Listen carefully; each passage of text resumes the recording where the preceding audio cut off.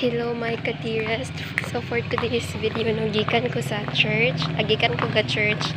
And it's for the first time nisimba ko sa Westside Bible Baptist Church.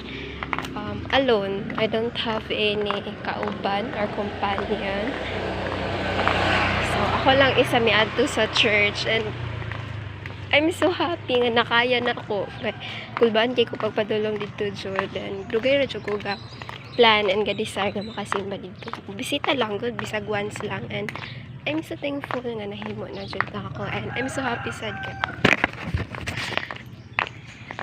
Nakaya na nako putol akong buhok nga ko ra isa. 14 bangs siya, and tara na siya. 14 bangs. So lang, I'm so happy, and nakasimba pa jud ko sa church. Ako lang isa sa Westside, and then nakakat na ako sa kong hair, so feel ako kay marag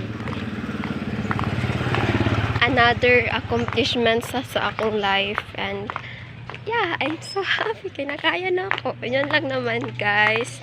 Thank you. Bye bye.